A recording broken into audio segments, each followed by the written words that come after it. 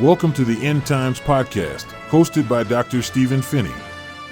This prophetic, life-changing podcast is dedicated to exploring the profound truths of the end times and their impact on our lives today. We are thrilled to have you join us as we delve into these critical topics. Today, we are honored to welcome our special guest. Get ready for an enlightening and transformative discussion that will deepen your understanding and inspire your indwelling faith in Yeshua. Thank you for taking the time to join us today on the End Times Podcast.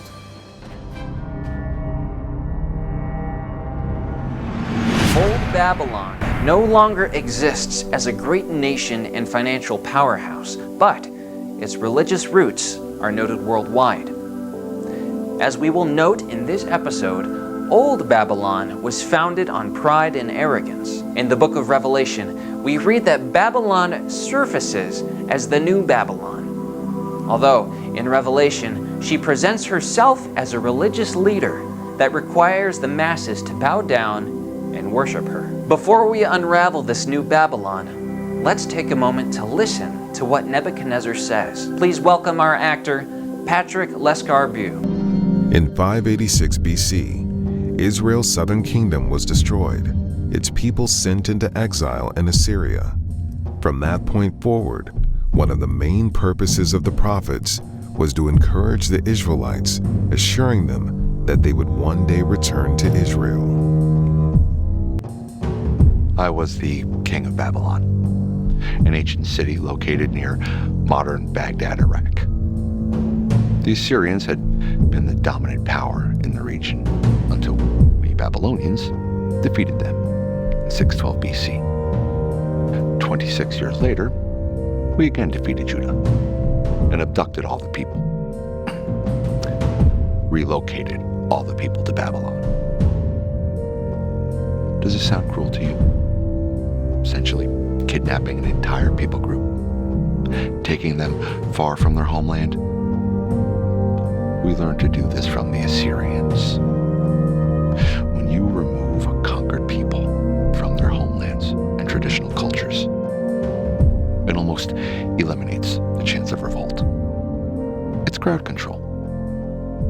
When we conquered the Assyrians, we did to them what they taught us. And they virtually ceased to exist. As the king who conquered Judah, I removed all valuable articles from the temple and placed them in the temple of my god, Marduk, the preeminent god over all gods. The dream. One night I had a very troubling dream. I called for my magicians, astrologers, all my men of wisdom. They, of course, asked to hear my dream, and then they would interpret it. Trickery. I shouted. They were trying to trick me. I commanded them to tell me what my dream was first, and then tell me what it meant. If they could not meet my demands, all of them would be executed. It quickly became apparent they could not meet my demands. No one can do this, they said. I commanded the mass execution of all the wise men in Babylon. My men came to arrest Daniel.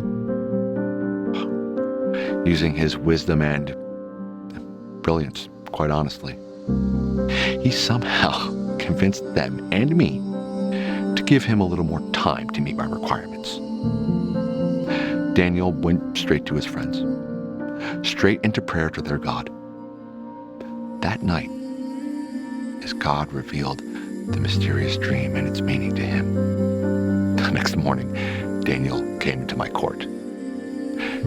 "Can you tell me my dream and what it means?" I demanded. Daniel did the strangest thing. He gave glory to his God and made sure that I knew his knowledge came from his God, not himself. He proceeded to tell me about my dream. There was a giant statue with a head of gold, chest of silver, belly and thighs of bronze, legs of iron, and feet of iron and clay. He described a stone that destroyed the statue and then grew to be a mountain. Hearing the details of the dream reawakened all of my dread. I hadn't told a soul about the dream. His knowledge was divinely inspired by a powerful God, and I knew it. He then revealed that the gold head represented my government, and the other portions of the statue represented kingdoms that would follow me. I knew that his interpretation was true. I threw myself on the floor in front of him. I gave his God honor and glory. I immediately placed Daniel over all of Babylon and its wise men. I made his 3 friends administrators over the kingdom. My kingdom grew swiftly. I became the most powerful and wealthy man in the entire known world.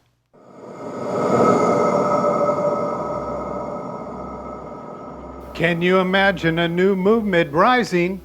The title? Masculism. Fasten your seatbelts. It is surfacing in culture quickly. However, this is not a movement you expect from the title. One might expect it to be a dogma of male supremacy. It is not. What is it?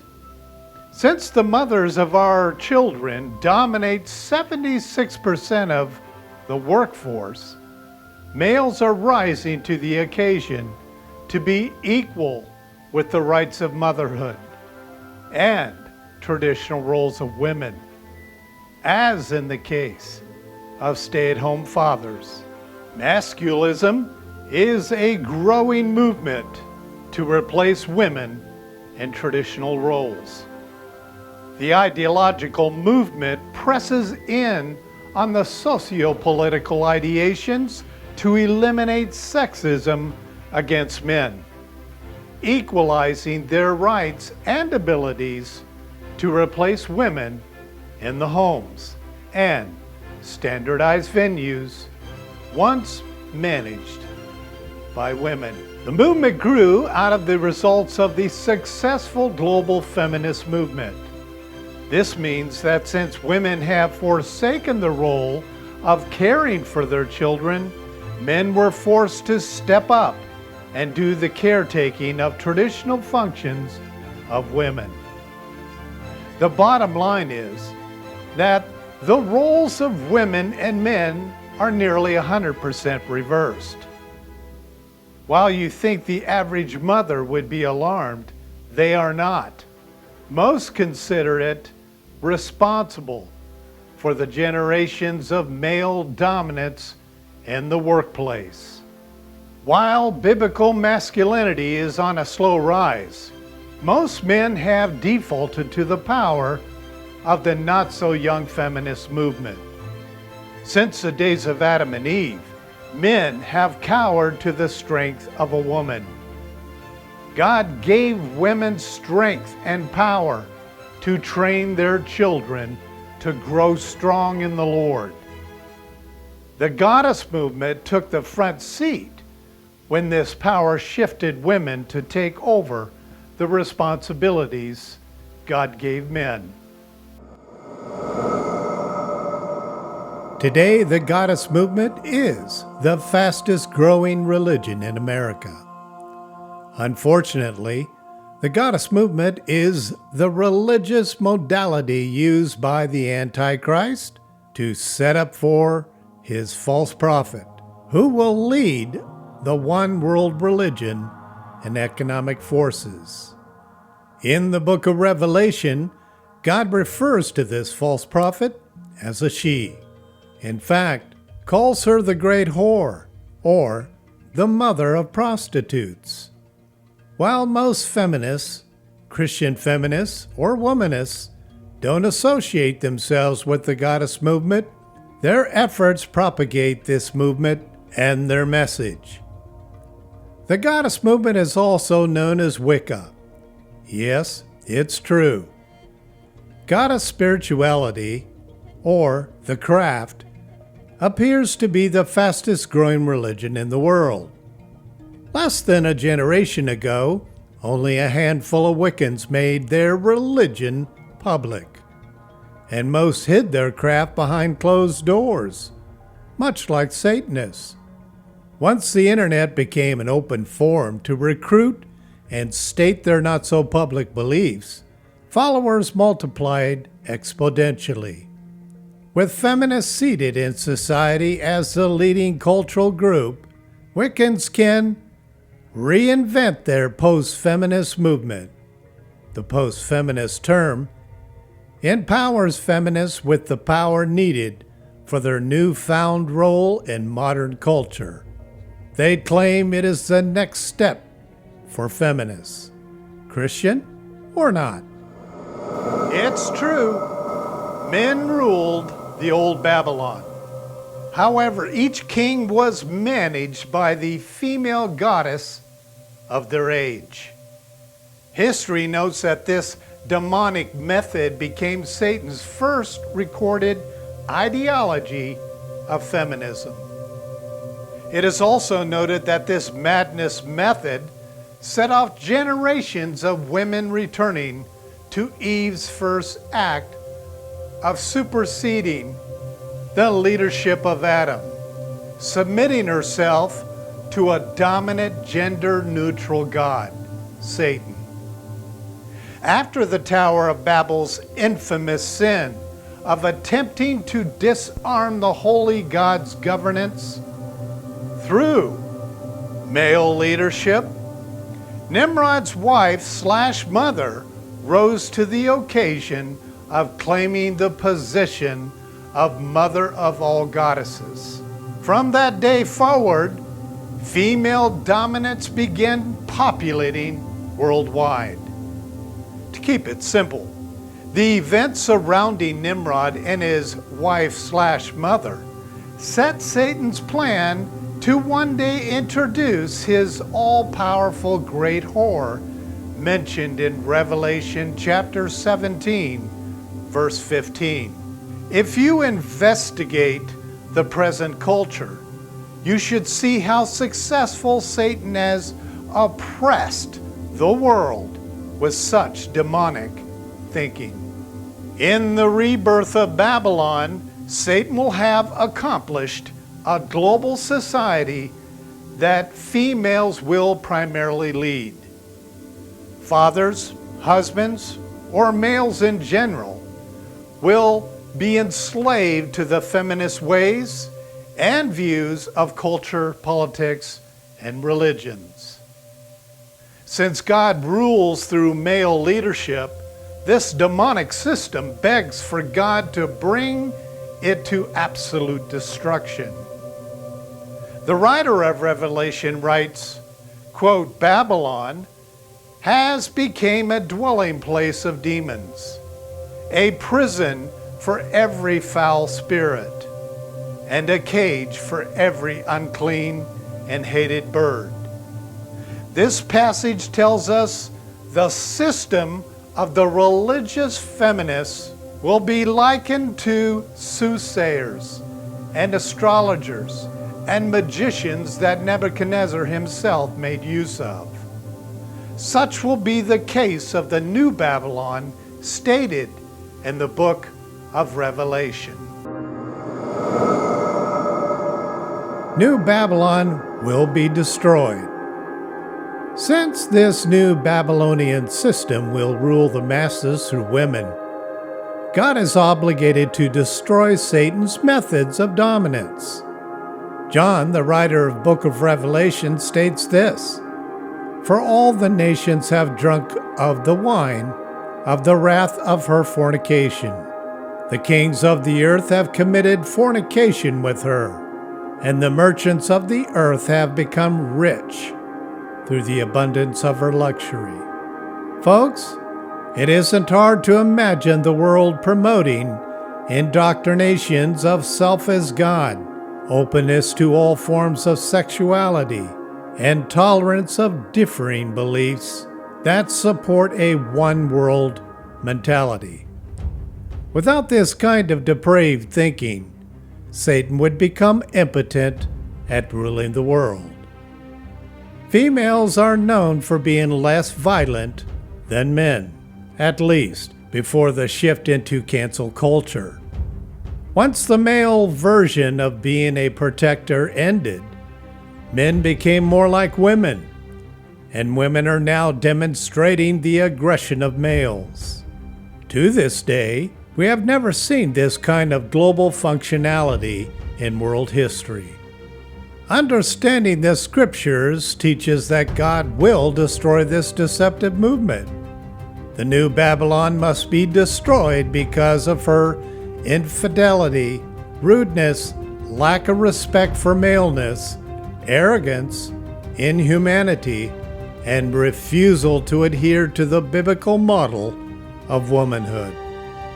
Since it is a theological doctrine that Satan cannot gain power through men alone, as in the case of Adam, Satan goes after the women of this world as he perpetrates Eve in the garden. Remember, Satan's game plan does not change. He is assured that what worked in the garden will work in modern culture. Once God destroys New Babylon, the religious and economic force of global governance, the masses will mourn. You can read that right out of Revelation chapter 18, verse 11. Satan's tribulation reign will begin to implode when she is plucked out of global powers. New Babylon is all around you. We are mandated by Jesus by these words. Come out of her, my people, lest you share in her sins, and lest you receive of her plagues. Revelations 18:4.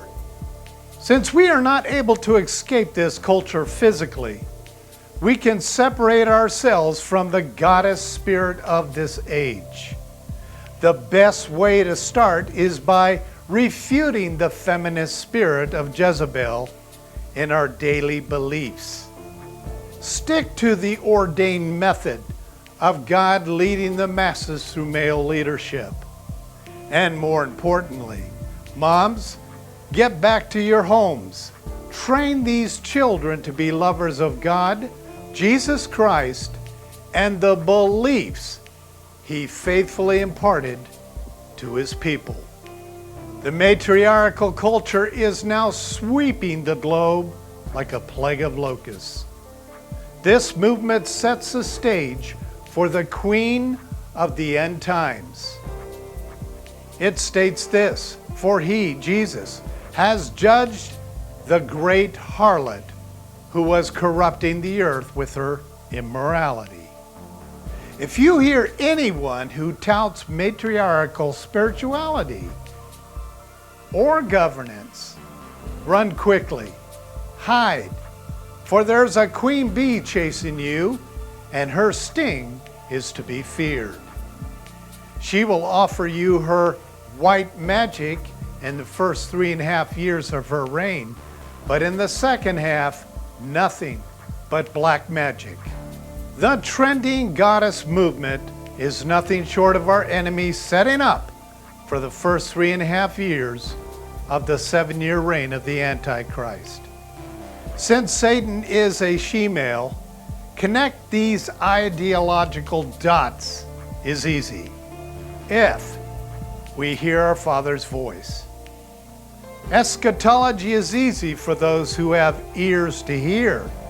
Let all stop and listen, for the great I Am is speaking. Until next time. Thank you for taking the time to join us today on the End Times Podcast. We hope you found our discussion insightful and inspiring. Please share this podcast with your family and friends and help us spread the message far and wide. Until next time, stay blessed and always remember, Yeshua loves you.